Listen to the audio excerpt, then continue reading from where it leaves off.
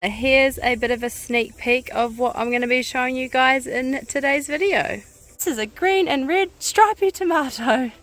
So here's like one just starting, and then it ends up opening up and then rotting out the whole fruit. Destroyed a lot of my trees, so I'm going to show you the damage that they cause. You're probably wondering, has my sweet grandilla given me fruit yet? See the abundance of passion fruit. Should get some watermelons not too long from now. I haven't seen these clips before. They are definitely worth the investment. There was an apple tree here and they actually completely snapped it over. All this compound, well, I've got you guys here. Just, oh my god, and it looks pretty spectacular as well. Hey everyone, welcome back to my channel, and for those that are new here, hello, my name is Alicia. So today I'm going to be showing you around my veggie garden and home orchard, give you a bit of an update and show you how everything's doing. So this season definitely hasn't gone quite as I planned this year with the crazy New Zealand weather and all this rain and my new baby on the way. I definitely haven't got done as much as I planned to, but we have seen some massive progress. Our berry tunnel is looking amazing. All those vines are starting to grow over the structure now. Our passion fruits are all doing real well. They're actually growing so well that the passion fruit structure is actually tipping over. We have been getting into some yummy juicy plums. Now the peaches and the other stone fruit are a different story, but I'll get into that later. And wait till you see our potato crop. We've dug up that potato bed over there and got a pretty decent crop out of there. I'm also going to give you a bit of an update on how this whole string trellis method's going for my tomatoes. And I've realised that I haven't even taken you over to where the chickens are. I've got like a mini orchard planted in there, so I'll go show you what we've got planted in there as well. So if you're excited for this video, then please click that like button and let's get into it. So here's a bit of an overview of what the veggie garden's looking like at the moment. Now it is a little bit out of control, isn't in the shape that I wanted it to be in regarding all of the weeds. I have had so many amazing messages from you guys just letting me know that it's okay to take it easy being pregnant, and there's always next season, and to try and not worry too much about kind of what everything's looking like, because it does get to me when I see all my gardens kind of fall apart because I physically can't do any weeding anymore. But the 1, 2, 3 strawberry beds are all coming to an end now. With this amount of humidity and rain, it's pretty much just rotting all the strawberries. Now in my last video you would have, what are you doing? You would have seen some of my strawberries. We actually had a pretty decent year of strawberries this year, because I've heard a few people kind of struggle with the strawberries with all the humid crazy weather, but we were probably getting about 10 strawberries a day, so I'm not too upset with how the strawberries have done this year. So I mentioned before about our first lot of potatoes that we dug up. I did take a video of all the potatoes laid out on the bench to show you my potato harvest. So this is actually only half the potatoes I put in. And then I started pulling out these like purple Mary potatoes, but they are still quite small, so I'm going to leave them for a little bit longer. But yeah, I'm pretty happy with that. That's quite a lot of potatoes from the amount of seed potatoes that I put in. So I've just filled up that potato bin and half of that one, so it's definitely quite a lot of potatoes, and it will definitely last me quite a long time. And potatoes are great because they store really easy. I always make sure I grow potatoes each season.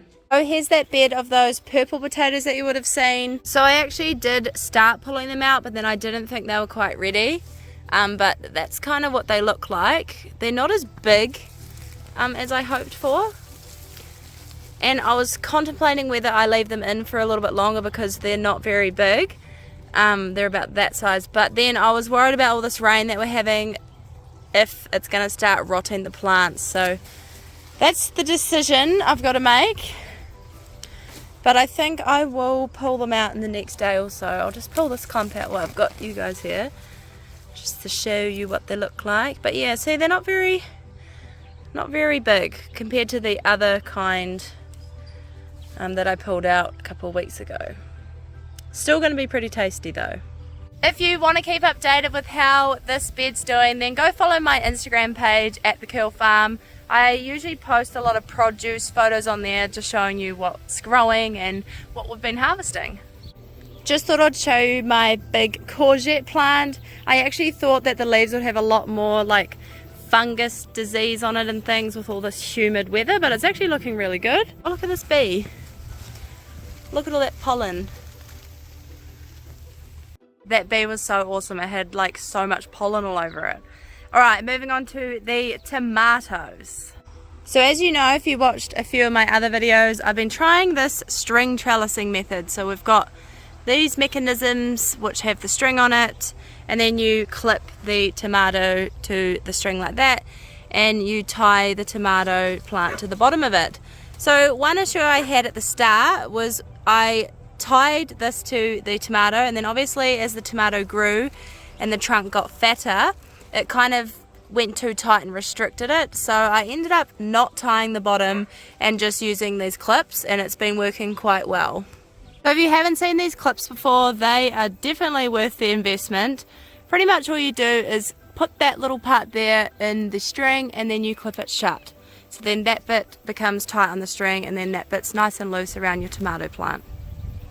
So if you do live in New Zealand, then you would have experienced a lot of random weather this summer, lots of cyclones and wind and rain, and I wasn't too sure how this method was going to hold up in the wind, just because the strings were quite loose at the start, and I thought they'd kind of rip out the plants or the plants would snap, but it's actually been really good. So it's definitely a good system when you do have like lots of wind. Compared to the stakes, so I'm going to show you soon my beans, which I've just used the normal bamboo stakes. And obviously with the wind blowing on them, the stakes become looser and then kind of fall over and snap. So yeah, these strings have actually been pretty good. Every year I always tell myself to try and make the tomatoes stick to being a single stem to make my life easier by generally plucking out the suckers and just letting the tomato plants grow up a single stem. But definitely this year that did not happen. We've got tomato branches kind of everywhere, growing down here, growing all over the place. I mean, I have done some pruning, but definitely not as much as I should have. But we've got some huge tomatoes. These are the beefsteak ones. Got some more down here. So I was actually going to cut these branches because they're in the walkway, but then how could you cut them when you see big tomatoes like that, big healthy tomatoes? On this side we've just got lots of big beefsteak tomatoes. They are starting to ripen now, so that's really exciting because I haven't actually had a ripe one yet. Oh, is that one ready? Not quite. I haven't picked a ripe one yet. I think they've been a bit late this season just with all the weather, not enough sun. Garden's got more the smaller tomatoes. Oh, these ones are the stripy ones. If you watched my last video, you would have seen that I wrote on the name tags, and then I wrote it in like not a very good pen, and this is what happened. All the names came off, so I have no idea what I planted. I know we've got like a few cherry tomatoes. I think these ones are sweet 100s, and then I know that that one there is a red and green stripy one. God, listen to me, that's great for you guys, eh? Everyone normally has the names, and here's me. This is a green and red stripy tomato. But my nan gave me these ones, so I can ask her for all the varieties if you guys want. But yeah, we've got a bit of everything. So every year when I pick my tomato varieties, I try and plant some bigger kind of tomatoes like the beefsteak, and then the little cherry tomatoes. So the beefsteak for, you know, your burgers, and then your cherry tomatoes for your yummy summer salads. Now a different one that I've never grown is like a bush type tomato, so it doesn't need staking. I am surprised how prolific it's been, how many tomatoes it's got. So check it out. Check that out. Like literally you lift it up and there's just, I can't even, it's just insane. There's so many tomatoes. And the only thing about this tumbling tomato is that obviously there's not much ventilation in there. I tried to put it up this stand, but I had no idea what I was expecting. But I do have a tag in there to let you know what it is. This one is a tumbling tom yellow. So this one is definitely prolific, and they taste pretty good too. I normally grow a yellow pear every year, but then this year I gave this one a go. These ones definitely ripened a lot earlier. These were getting ripe like over a month ago compared to all those other ones. And they taste pretty good too. This bed, which actually looks like a big bed of grass, is actually my kumara bed. So my purple kumara, I've planted lots of slips in here. However, I was a bit of a cheapskate and tried to use my own soil this year, which was obviously full of grass seed. So we've kind of got a bit of a mixture of kumara plants and grass seed, and being pregnant I just did not have the energy to keep on top of it, so it's going to be really interesting to see how these do. So we've got to wait until March for all these to yellow and die off before we can harvest them. But the vines are looking super healthy given what the bed looks like. This garden's kind of got a mix of everything. Our lettuces are going to seed now. We've got a few capsicum plants in, which are just starting to get their capsicums on them. Down there. We've got an eggplant over here. Just starting to get the little eggplant on. We've also got these beans. So these beans have been producing prolifically. Here's what they look like. Oh, here's a big one. Here's what they look like. Big purple beans, and they have always been in like these big clusters like that, and I just come along with the scissors and just cut hunks off. So these are called bean, oh god, if I could read it, bean something bargand. So if you're looking for something super easy to grow, I highly recommend beans. You can't really go wrong, although you do need to make sure you've got really tall stakes, because you can see that the plants grow really high. So I mentioned earlier about these stakes, how they kind of went loose in the ground when we had all those winds and they started rocking like that, and then I was worried that the beans would snap off. Because these beans are quite heavy, the weight of them kind of makes all of these poles bend and move. So I've got to think of a different way to grow these beans next year. I'm thinking of using a trellis like my grape tunnel, which I'm going to show you really soon, made out of concrete mesh, because it's a lot stronger than using things like bamboo stakes. Oh, we have a visitor. What are you doing? You're looking for strawberries. I don't think there's any left. No, he was my #1 strawberry plucker. Oh, there might be one. What's this one? Is that one? Yeah. Oh, look at that. We do have a strawberry still. Yummy. That's little one. Yeah, that one's not ready yet. So next to those beans, we've got my apple round cucumber, which is starting to get lots of blight. I'm going to spray that today. But that's what the apple cucumbers look like, so we're getting a few of them. I did have a, the classic telegraph cucumber, but this is it.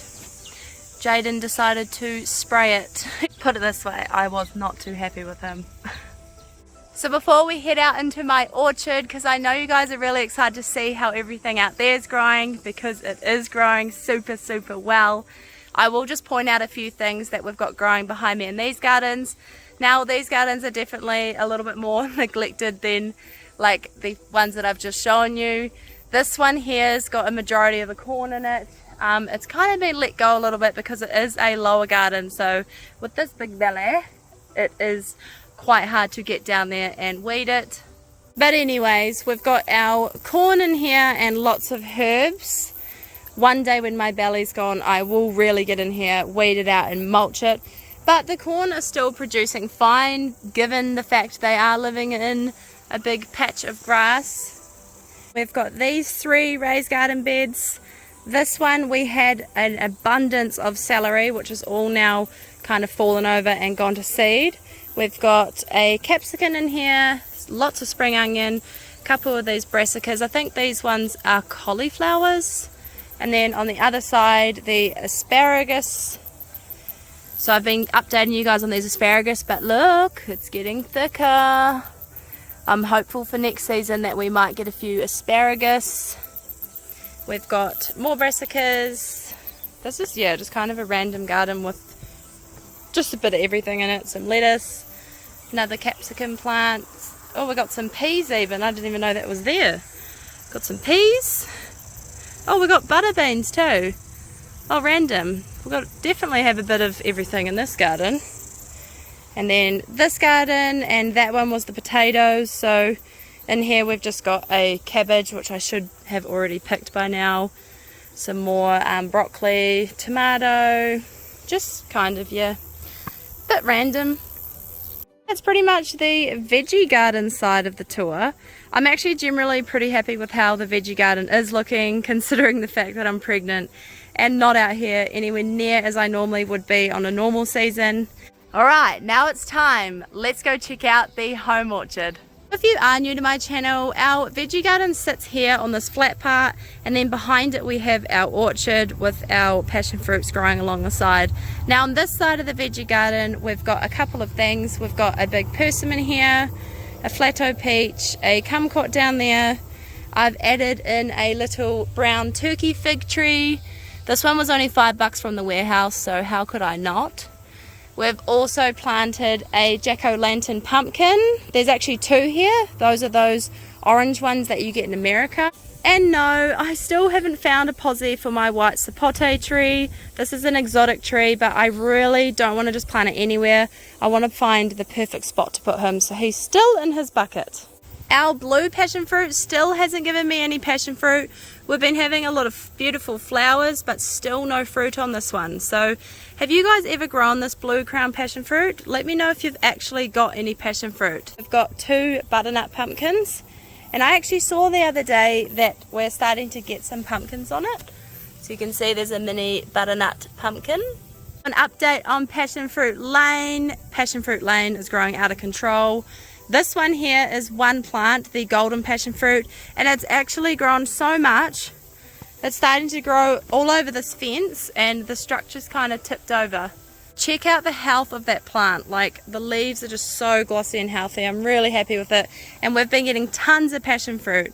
Now, the thing with passion fruit, you probably notice you always get these spots all over it. I mean, every passion fruit plant I've had is getting that disease.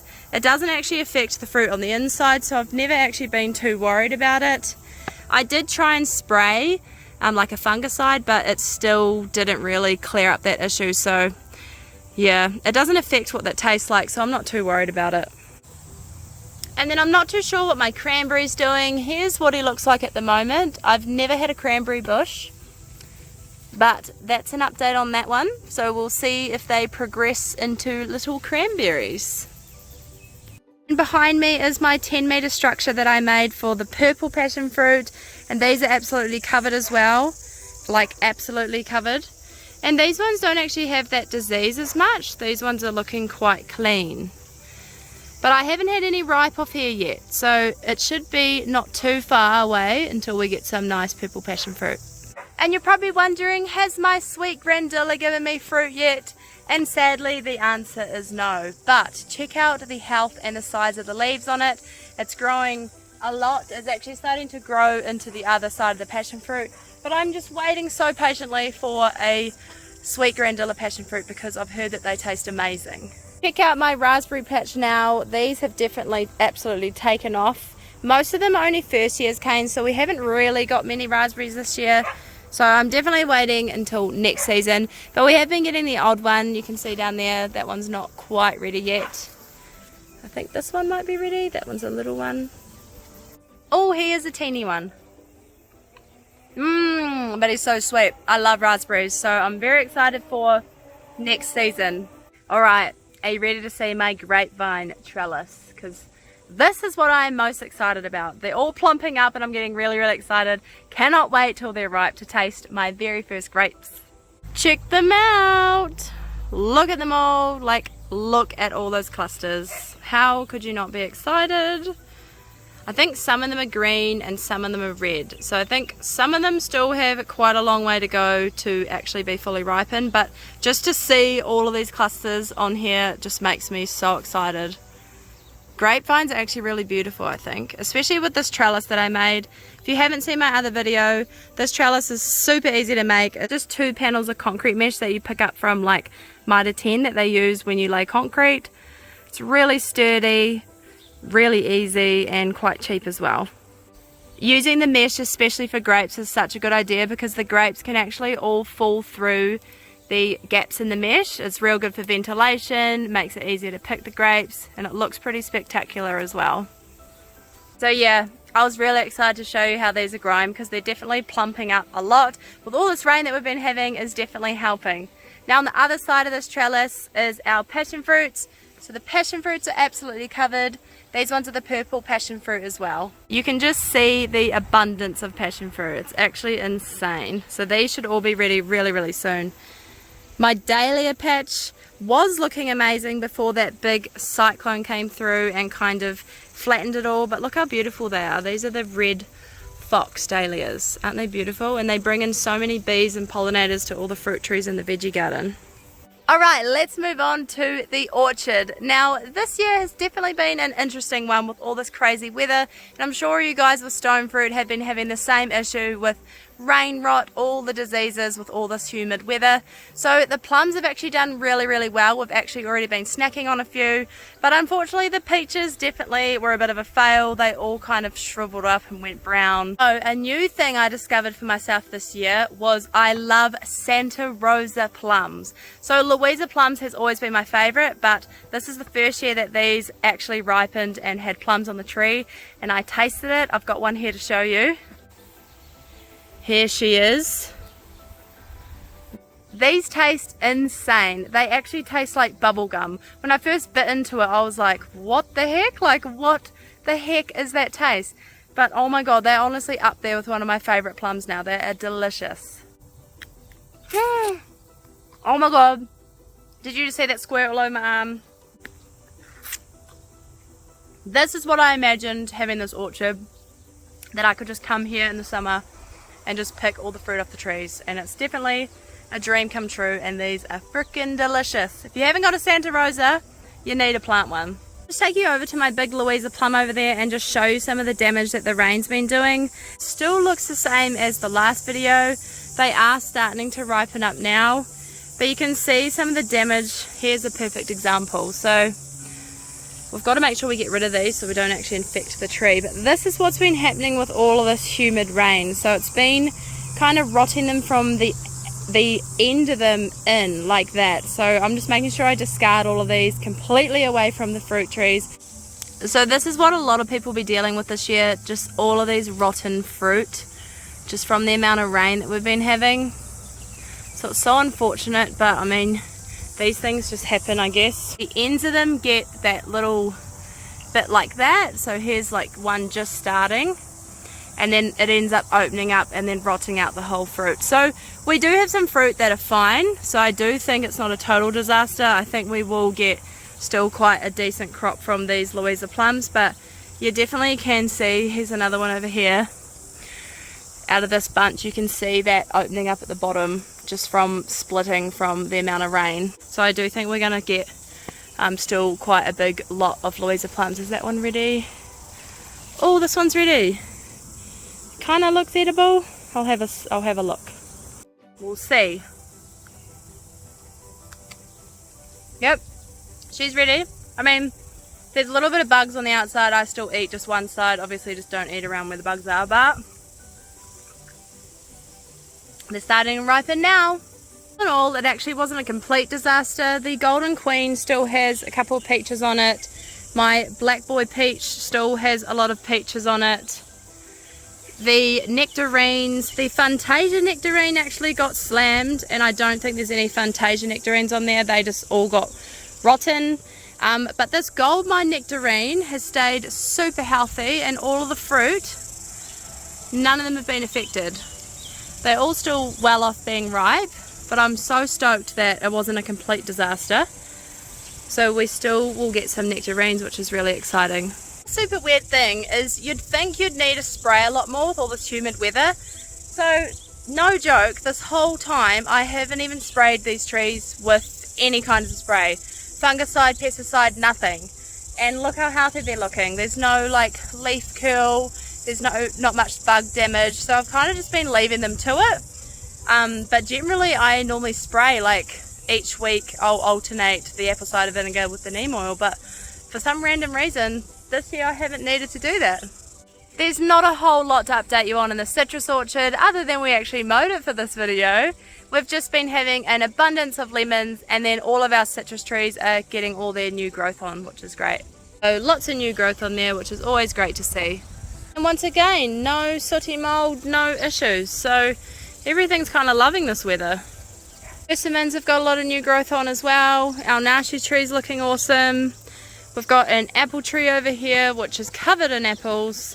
I should really pluck a few off, but they are almost ready. This is a triple grafted apple tree, but they're definitely looking quite nice. Since I used that proper spray, which I'll link in the description below, it's definitely helped control that codling moth issue. So that pretty much sums up this part of the orchard. Before I show you the berry tunnel and all my watermelons that I've put in, just got to show you my blueberry patch. Now, we did have high hopes for this blueberry patch this year. I planned to build a big structure around it to protect them all from the birds, but unfortunately, being pregnant, we haven't really gotten around to that. They are kind of in a stagnant phase at the moment where they're not quite ripening yet, so hopefully, fingers crossed, they start plumping up soon and ripening so we can get some beautiful blueberries. Alright, time to show you my berry tunnel. So the last time you would have seen it, the berry plants would have been quite small, but they have definitely taken off a lot and the structure is starting to form now. So check out how much they've grown. They've actually surprised me a lot this year with how much growth they've put on, but they're up to that top bar now. So the plan with this tunnel is obviously I want the berries to grow up and right over this whole entire structure so that when you walk underneath you can kind of pluck all the berries as you walk underneath. They haven't really been planted that long and look how great they're doing. So I think a couple more seasons we're going to achieve that goal of that big berry tunnel. So subscribe if you want to see this turn into the most amazing berry tunnel that you have ever seen. And while I'm showing you my berry tunnel, I've got to show you these hibiscus, but check out how pretty they are. They come out around this time every year. We've got those pink ones and then there's white ones, so for all you gardeners, these are beautiful. Oh, look what we've found. So that's the thing with berries, they do grow super crazy, so I've got to make sure I keep coming out here and tying these up. Look how long that one is. So I'll come out here soon and wrap him around the bar. He probably won't want to stay there, but we'll wrap him around the bar, tie him on, and then that's just adding to the fullness of my structure. Let me show you my watermelon patch. So I did have a lot of big plans for my watermelon patch this year. I was actually going to grow an entire paddock of watermelon. However, being pregnant, that kind of changed that plan. So we will keep that plan for next season. But check out behind me what we've got growing. So we've got a few different types of watermelon here. We've got this big row of rock melon, big row of honeydew, and then we've got crimson sweet watermelon, golden gold, moon and stars, and what was the other one? Charleston grey. So I did plant these ones earlier, these rock melons, and I planted the watermelons a lot later. Now the watermelons are super behind. Normally I would probably already start getting some watermelons by now, but that's alright. I think we actually dodged a bullet with all that rain. Sometimes when your watermelons are almost ready and you get all that rain, they end up splitting and being no good anyway. So we might get a few melons maybe in March, but we'll just see how they go. They're all starting to flower now, so the bees are going to come in soon and pollinate everything, and we should get some watermelons not too long from now. But yeah, I will keep you guys updated with what happens with this patch. If you want to check out some of the watermelons we grew last year, then definitely go check out a couple of videos I uploaded about a year ago. We've got some harvesting videos and also tasting all the melons video. We grew a big golden gold watermelon, which was absolutely delicious, along with the crimson sweet watermelon as well. So definitely go check them out if you haven't already. Before I take you over to the chicken coop area, we've got a few more trees on the side here. Our Braeburn apple tree is covered in these apples, so they're just starting to plump up now, so they should be ready really soon. And then next to that we've got our nashi trees. They still haven't produced any fruit yet, and I definitely will need to do some trimming on these in winter, but they're looking super healthy. And this year they haven't actually been attacked by that pear slug. Normally every year I get their leaves absolutely demolished by this little pear slug. So yeah, pests aren't actually around that much this year, surprisingly. So you probably remember we transplanted this apple tree here and that one next to it, and they have been successful, growing really well. There's no fruit on them this year, but we're hoping to get a few apples on these in the next season. And then down our driveway we've got a couple of bigger apple trees, which are also covered in apples. Check this branch out. So many apples, and they're all starting to ripen. I do need to get onto pruning this tree though, because don't think we can get up there and reach the apples, and I like to have all my trees at like a manageable height. I've got this apple tree here as well that we put in I think 3 years ago. So this one I have actually kept pruned, although it may not look like that at the moment. But we do have a few apples on this one, but I think they got attacked by that codling moth. So if you're not sure what codling moth does, it kind of does that to your apples. These little bugs like get inside your fruit and ruin them, but we do have a few fruit that are fine, so we should get a few apples off this tree as well. Before I wrap up this video, I'm going to take you up the driveway to my chicken coop area and show you all the trees that we have planted in there. So I kind of read up on this a little bit, that when you have a fruit orchard inside a chicken coop area, the chickens kind of help with all the pests and bugs. So apparently they eliminate all of that, so you don't have to use sprays as much. So far I haven't sprayed any of the trees, and so far has been so good. Although our chicken coop is located right next to these guys, and these two boys, Comet and Joey, did actually get out when the fence was off, went in there and definitely destroyed a lot of my trees. So I'm going to show you the damage that they caused, because yeah, they snapped one of my apple trees to the ground and snapped big branches off my pear tree as well. So here's our chicken coop area if you haven't seen it before. So I'm going to take you in here and I'll show you what we've got growing. So we've left it quite natural in here, in the way that we don't mow any of the lawns like we do in our other orchard, and we don't use any sprays or anything like that either. So it's totally organic in here. Take you for a bit of a walk around and show you what types we've got in here, because these are all different types to what we've got over in the main orchard. First one is a yellow skinned and yellow fleshed plum called Co's Golden Drop.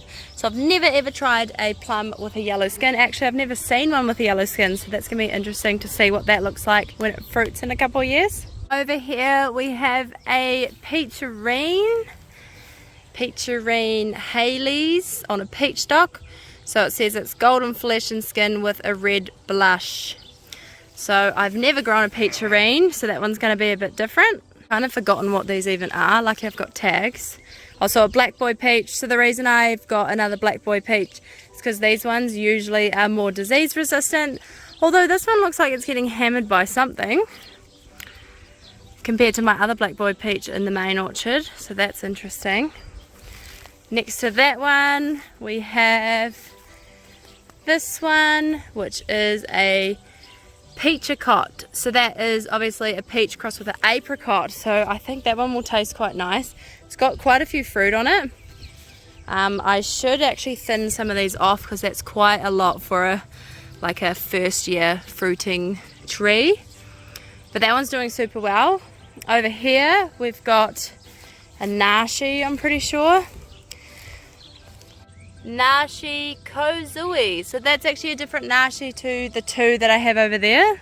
The two nashis I've got in the main orchard are called Nashi Huzui and Nashi Nissa something. I'll put the names on the screen, but this one's a different variety as well from those two. So I've got 3 different kinds of nashis now. We've got another golden queen peach, which still doesn't look too great. I think we might have to put some fertilizer down for these ones, but it's all trial and error. Over here, I'm pretty sure this is another Louisa plum. Yes, because Louisa plums are my favorite.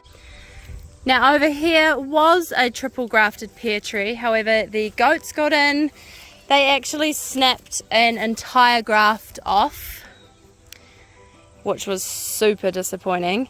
And then this one here, they actually, so that's where that one was snapped off, and then they've actually snapped it here, and I've just like tied it on hoping for the best. But that was a triple grafted pear. Now it's just got 2 grafts on it, and it sucks because it was growing so well. It's got little pears on it too. So you naughty boys are very naughty. I've set up this tape, you can see it around the edge, to stop them, because this chicken wire is quite delicate. It's easy for them to just push their nose through and get into here. So we've put up that electric tape, and that has seemed to fix the problem so far.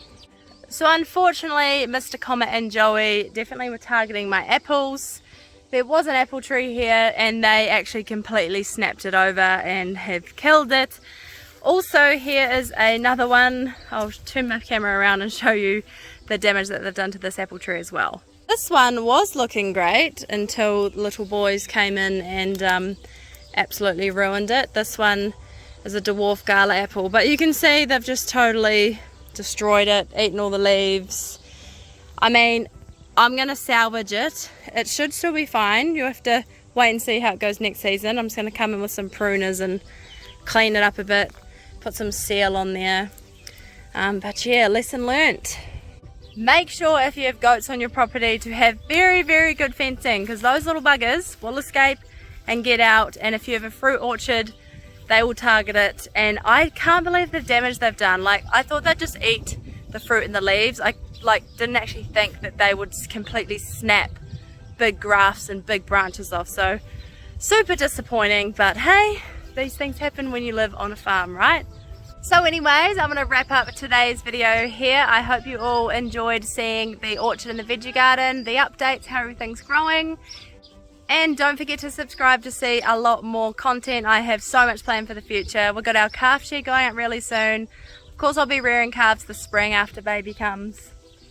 Got lots of property transformations on the cards, including part 3 of my front yard transformation video, which will be going up really soon because it definitely looks completely different from when I last left you when I uploaded part 2. Stay tuned for that one. Thanks guys so much for watching, and I'll catch you in the next one. Bye.